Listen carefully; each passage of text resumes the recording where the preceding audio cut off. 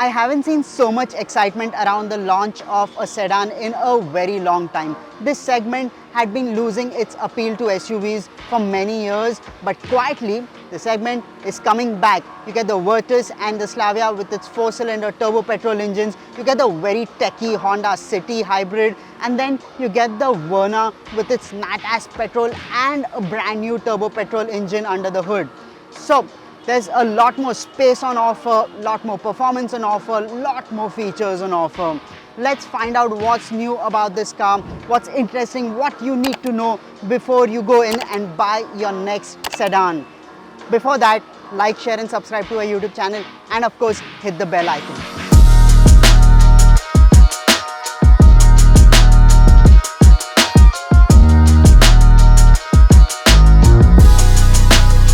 With electrification happening everywhere, you might think, what is Hyundai doing with a brand new turbo petrol engine in the Verna? Well, Hyundai thinks that for the next 10 to 15 years, there is going to be demand for this engine, and at least for now, 40% of the bookings of the Verna are for the turbo petrol variants of the Verna.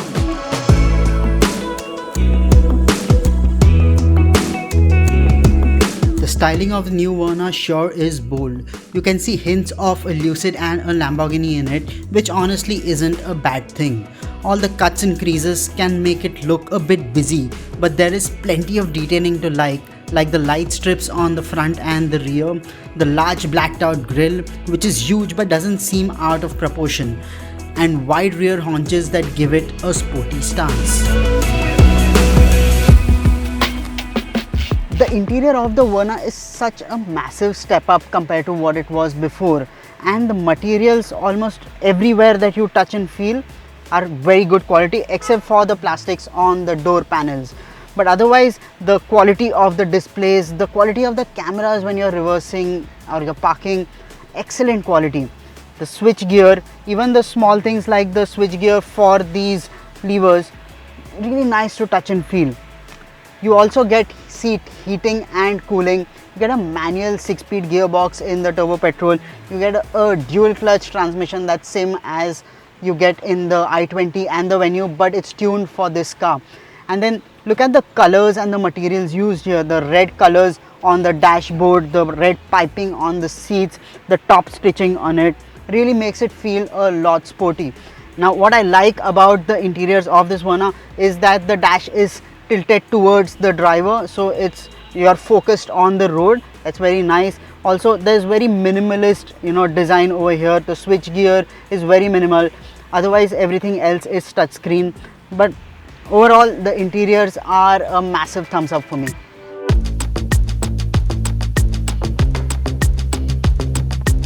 Sedans are back. This is the 1.5 turbo petrol that we're driving, and it takes on the Virtus and the Slavia, and that's why it's going to be tested on the performance benchmarks that those cars set.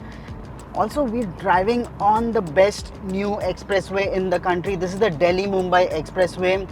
This road shows what the future of transportation is going to be in India. Excellent highways. This is a tarmac road. Gone are those concrete roads. This is a proper tarmac road. You can do 120 kilometers per hour for hours on this road. There are no tolls on the expressway. You get off the expressway to get in through a toll booth, and so you're constantly driving at 120 kilometers per hour. That means the car needs stability, it needs to be efficient, and that's why driving on roads like these, you don't need a brick of an SUV to drive. That's why when we're driving a sedan, I'm driving this Verna for the past hour, and it's returning over 17 kilometers to a liter. I'm averaging between 100-120 kilometers per hour. That's how efficient a sedan can be compared to an SUV. And this, mind you, is the 1.5 turbo petrol. So it makes 158 brake horsepower, 253 Newton meters of torque. And guess what? It's also got a 6-speed manual gearbox. Yes, enthusiasts want a manual gearbox. They want the thrill of driving, and that is why at Evo we're very happy with cars like these. In fact, this segment right now is the segment that caters to the enthusiasts the most. You got the Virtus, you got the Slavia, you got now this car, you got the Verna. And the Honda City hybrid is also there, but of course that is for a different kind of enthusiast. This car is fast. Now I'm doing 6th gear 110. Say if I drop it to 4th, 3rd, yeah, I'm doing 90 kilometers per hour. I can even slow down, put it into 2nd gear, and it will watch the car pull. It does 95 in 2nd. In 3rd gear, I'm crossing 120. It's got a slick gearbox. It's a fast car. It's a proper fun car.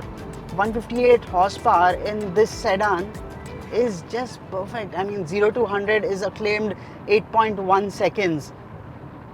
So this is quite a brisk car. And what Hyundai has done is, because this engine makes a lot more power compared to the NatAs petrol engine that is on offer in the other variants of the Verna, the suspension tuning is slightly stiffer, so it's got that very nice pliant ride, but it's very stable on the highway. It has a very mature ride quality that's almost on par with, you could say, the European cars that you can get in this segment. It'll be interesting to drive the Verna and the Virtus Slavia back to back to see how close this car is to those cars. Hyundai, of course, didn't benchmark the Virtus and the Slavia because by the time they were developing this car, it was quite ahead in its development phase when those cars came in. But they did benchmark the previous generation Verna, and every bit in that Verna, there's a small improvement that you can find in every aspect of this car. The biggest improvement is the rear seat. I'm going to be showing you the space and comfort in the rear seat when we stop and I hop into the back seat, but the space is excellent in this car. It feels like a proper big car. From the driver's seat, it feels like you're sitting in even the Elantra was as spacious as this car. So yeah, it's a big car. It's much bigger than the previous generation car. The wheelbase has gone up, the overall length of the car has gone up. It sets segment first in several aspects, dimensions of the car. So the Verna, very impressive in several aspects. When Hyundai was doing customer clinics of the new Verna, the biggest point they found out was that customers wanted more legroom and more rear seat space, and that's why this new Verna gets a lot more legroom and under thigh support and rear seat space than the previous generation Verna. As you can see, there's excellent under thigh support, good headroom, and you can stretch your feet nicely forward because this seat is set to my driving position. I'm 5 feet 10 and a half, and so I have plenty of space if a person of my height is driving the car. As you might have noticed, a lot of cars that were launched this year have got ADAS features. The Verna 2 gets level 2 ADAS, so you get the Tucson, you get the Verna, you get the Ioniq, they all get ADAS, and every new car coming up, especially in the premium range starting from the sedans onwards, will get ADAS features, because highways like these, they're very, very useful.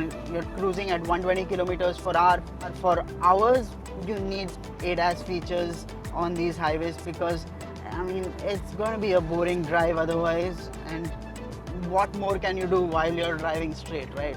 So enjoy your music and sit in comfort and cover long distances with ease. I asked the folks at Hyundai whether an N-line version of the Verna is coming soon, but they are quite happy with a turbo-petrol handling the top end of the variant range, because this car, it gets stiffer suspension, it gets rear disc brakes, it's got sporty interiors, so there is no reason to introduce an N-line as of now, but they are open to the possibility of having an N-line sometime in the future.